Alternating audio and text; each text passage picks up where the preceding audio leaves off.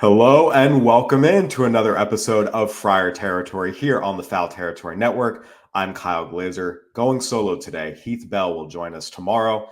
It has been an exceptional start to the season for the San Diego Padres. They are off to a 6-0 start, the best start in franchise history, have been playing great baseball all the way around. And of course, the big news this morning, Jackson Merrill signed a 9-year, $135 million extension to remain the Padres center fielder into next decade. The deal could be as much as 10 years and $204 million, depending on various options, bonuses, and escalators. Jackson Merrill, one of the franchise cornerstones of the Padres, already at the tender age of 21, will now be a member of the franchise through the 2034 season at least. Really a momentous day in San Diego, and really just a win all the way around for the Padres, for Jackson Merrill. It's important to note there had been conversations about an extension with him for a few years now, and there was a sense that this was coming. There was a lot of momentum toward this, and ultimately the Padres were able to strike a deal that made sense for both sides. And now Jackson Merrill, who very, very quickly has become not only a franchise cornerstone of the Padres, but frankly, one of the best young players in the National League. And as we'll talk about, really one of the best players in the National League without any qualifiers. Just a really, really, really exciting day. There will be a press conference later this morning with AJ Preller and Jackson Merrill, just, celebrating it publicly even more. This really is a situation where for both sides, it's a tremendous win. I think we need to start first and foremost with how much of an outlier Jackson Merrill is. I think it's important to really, really, really appreciate what he's done already in his young career, the player he's become already, and why this is a deal that absolutely makes a lot of sense. I think you have to go back to last year, and you have to remember at this time last year, Jackson Merrill had played 46 games above A ball, and he made the opening day roster.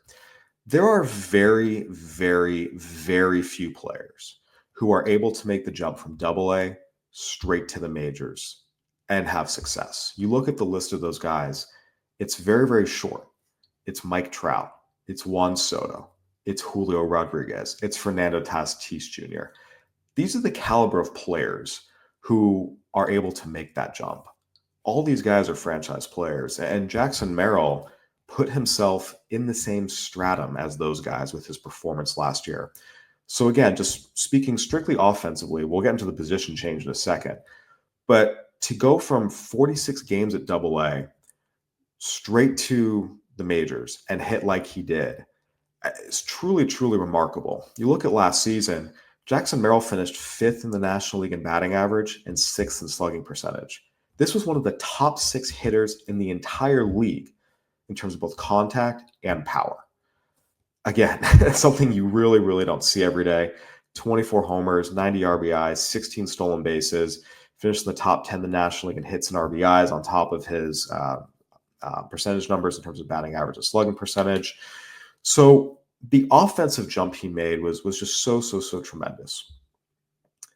Then you take into account that he did that while playing center field, a position he had never played before at any level of professional baseball. He came up as a shortstop. It's not like you're taking a guy and moving him from shortstop to second base or shortstop to third base.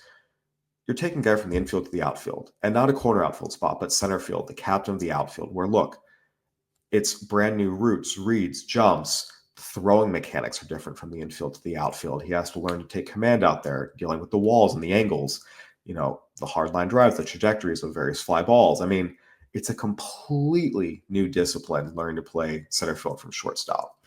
And he took to it remarkably quickly. We saw him continue to get better as the year went on. And by the end of the year, he led all National League center fielders with 8 outfield assists. So again, we're talking about a kid who had barely played above A ball, comes up and right out the gate is one of the best contact hitters in the National League, is one of the best power hitters in the National League, is one of the best defensive center fielders in the National League. This is not normal. This is so incredibly rare, the kind of season he had. And again, you look at who are the comparable players who came straight from AA, went to the majors, and had this kind of success. It's Mike Trout. Even Mike Trout didn't do it in his first major league call-up. He did his first full season the next year. Juan Soto, Julio Rodriguez, Fernando Tatis Jr. That's the group. A lot of other great players had AAA time.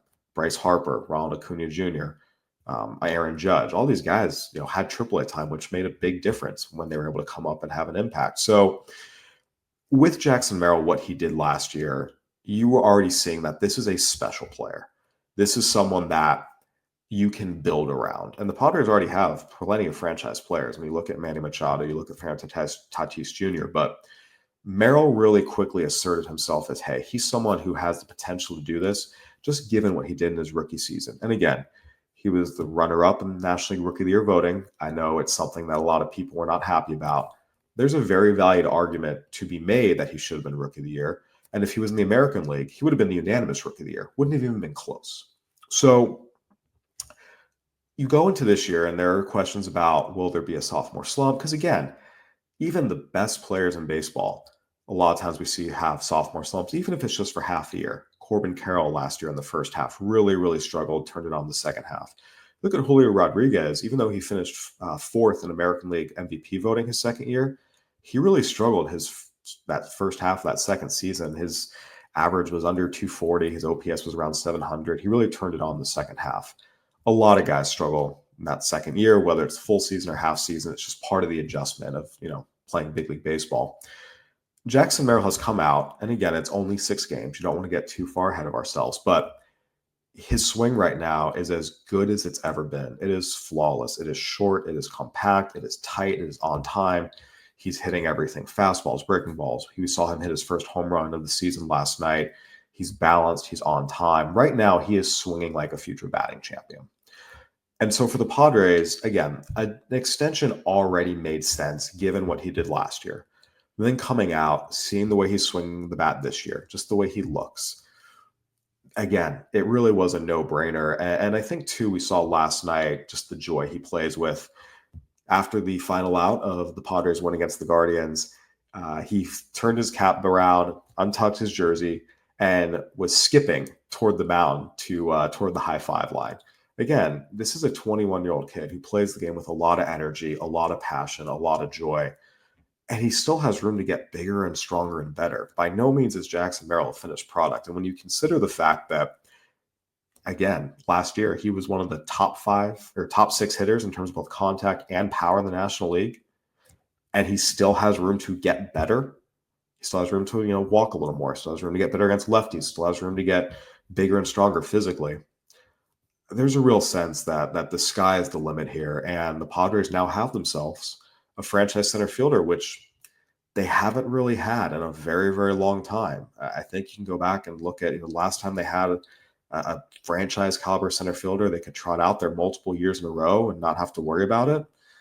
You probably have to go back to Steve Finley, and even Finley was only around for 4 years or so. So I think this is something where the Padres, again, had themselves a tremendous player, and it was a no-brainer. The extension itself is a very, very, very good deal. 9 years, $135 million. When you look at an extension that is comparable, the one that is the most direct comp in terms of just the timing of it is Ronald Acuna Jr.'s extension in 2019, which, funny enough, he signed on April 2nd, 2019. We're now exactly 6 years to the day later, Jackson Merrill signs his extension. But it was very, very similar in that Ronald Acuna Jr. had his rookie season. It wasn't quite a full year of service time, but it was 165 days of service time, so he was close. He had a tremendous rookie season and signed this 8-year, $100 million extension on April 2nd of the following year. He was 21 years old at the time he signed it. Jackson Merrill, very, very similar, 9 years, $135 million. Similar average annual value. It's a little higher, but again, it's also 6 years later. On top of that, he's also 21 years old, the same age Ronald Acuna Jr. was when he signed his extension.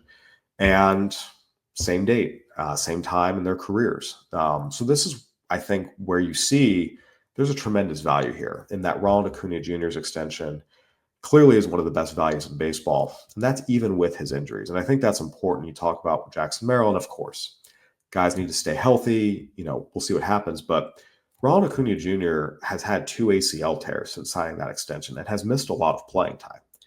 even with those injuries, you look at that deal and say, yeah, this has been tremendous for the Braves.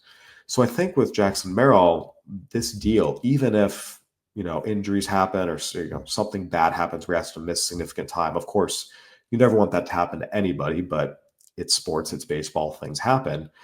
Even if something like that were to happen, this is still a deal that is going to be a tremendous value for the Padres, just as the Ronald Acuna Jr. deal has been for the Braves. Again, it's a very, very similar situation in terms of the amount of service time, the date they signed it, in terms of where they were in their careers, the ages they signed it. Both were 21 at the time of signing their extensions. So again, I think for the Padres, this was certainly a no-brainer. And it's a day to celebrate. Again, Jackson Merrill is a homegrown success story for a Padres franchise that has mostly traded away its top draft picks, or in some cases traded away a lot of their young players to see them blossom elsewhere. Sometimes the veterans they got back in return have done just fine. Other times it's been a little sketchy, but this really is a huge win for the Padres organization as a whole. Getting to this day, Jackson Merrill from being a first-round pick in 2021 to now being their franchise center fielder with a 9-year, $135 million extension. We're going to take a quick break, hear a quick word from our sponsors, and then we're going to dive in a little bit into how the Padres brought Jackson Merrill into their system and just the homegrown backstory here, because it's really, really interesting. And I think a testament to the Padres scouting group that they were able to get Jackson Merrill and find the superstar they did.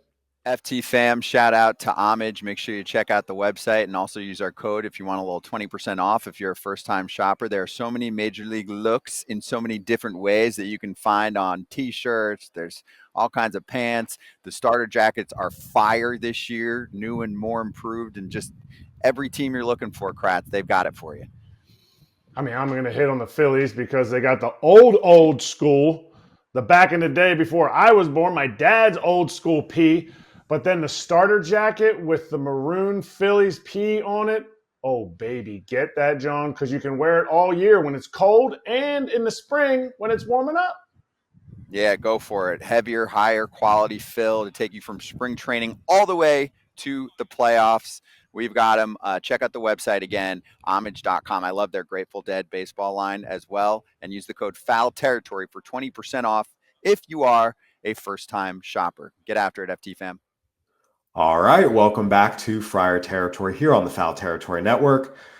Before the break, we talked about how Jackson Merrill signing his 9-year, $135 million extension today is really a victory for the organization, and specifically the organization's scouting and player development group. I want to go back a few years.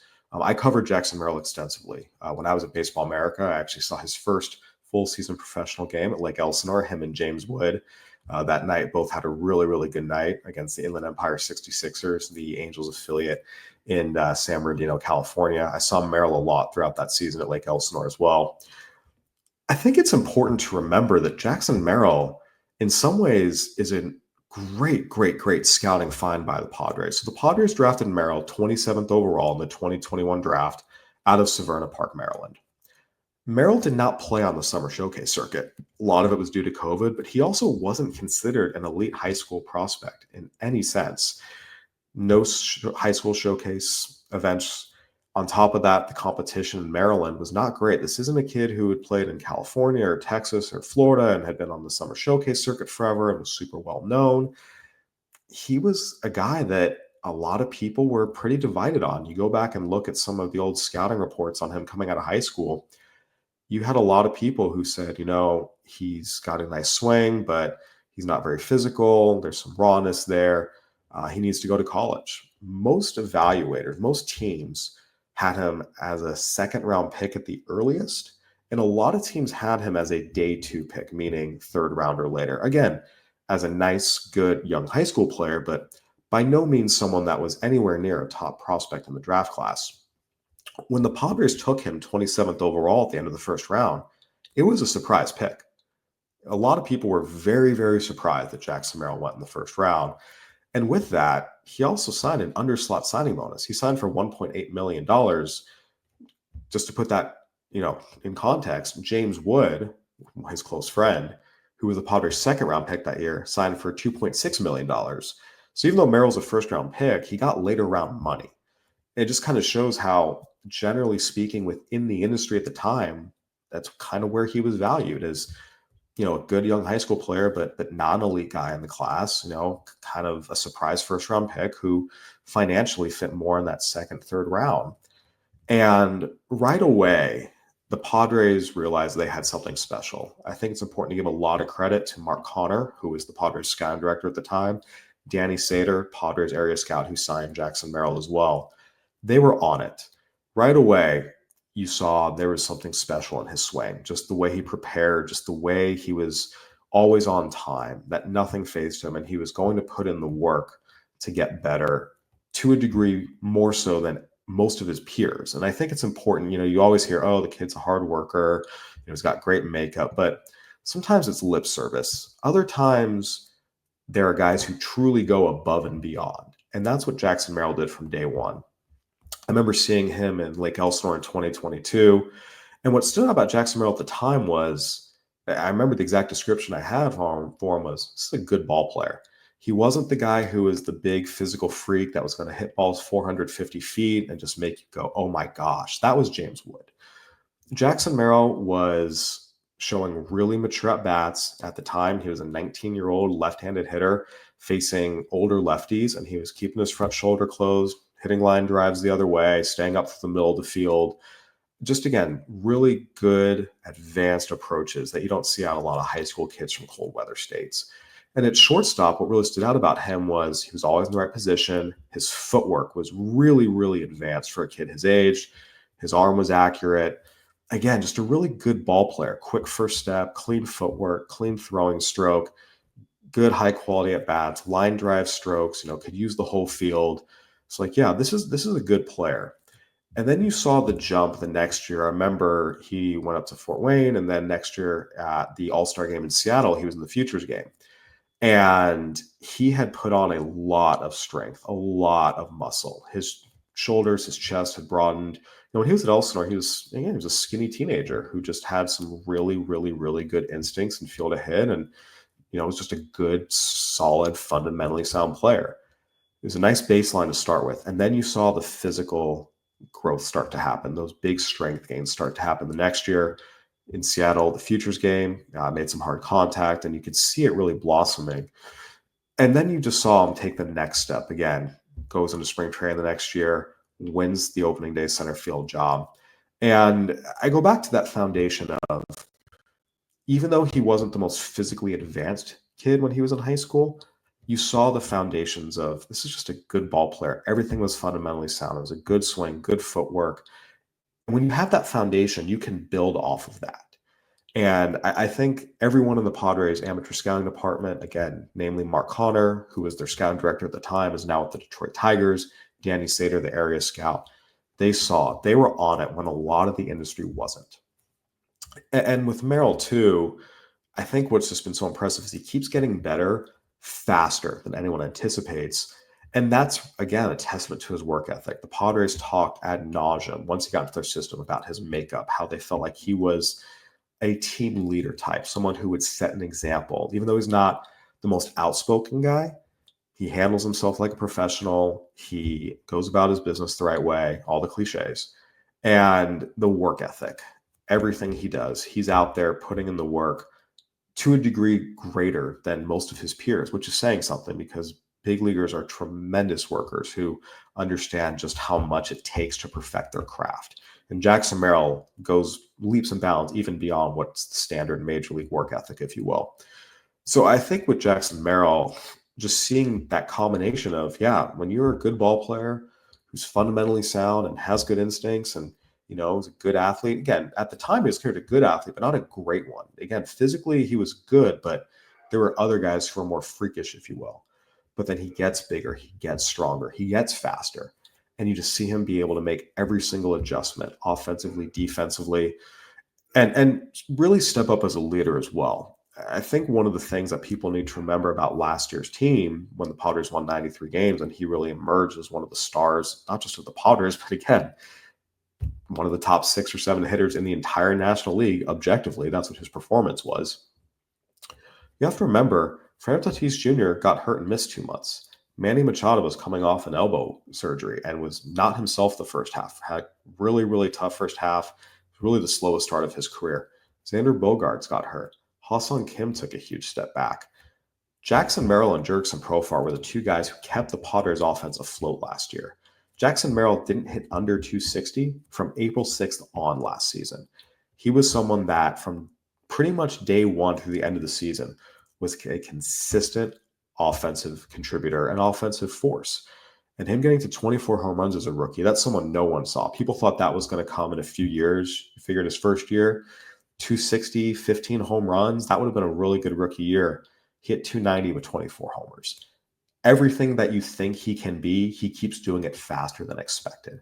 It's an accelerated development timeline with him, and it's testament to his work and again, that leadership makeup where, look, the Padres had some really serious injuries that could have sunk them in the first half of last year. Instead, Merrill, along with Profar, stepped up, really carried the team offensively for the first half until Machado started rounding into form, until Bogaerts came back, got healthy, until Tatis came back in August as well. And then as everyone else came back, he kept it up through the year again. It's not like he tailed off at the end. Paul Skeens just had a tremendous, tremendous rookie year. Again, I get the argument for Paul Skeens to have won Rookie of the Year. I get the argument for Jackson Merrill to have won Rookie of the Year. Both had a valid argument, and Merrill, again, I don't think because he didn't win Rookie of the Year, anything should be taken away from his season. Again, if he was in the American League, he would have won it unanimously, no questions asked. And now he will be a Padre for the foreseeable future with that 9-year, $135 million extension. Again, could become 10 years, $204 million, depending on various options, escalators, and bonuses. Nonetheless, a very, very, very good day for the Padres, a very, very good day for Jackson Merrill. This is just the beginning of his career, and I know we're all excited to see what comes next. This has been another edition of Friar Territory here on the Foul Territory Network. Go ahead and give us a review on Apple, Spotify, YouTube, whatever platform you're listening on. We'd love to hear from you. It helps us out with rankings, the algorithm, and all that. So please like, subscribe, review, all the good stuff. I'm Kyle Glaser. We'll be back tomorrow with another episode of Friar Territory with Heath Bell, as well as a recap of the Padres series against the Cleveland Guardians. They wrap that up here a little bit later today. We'll see you tomorrow.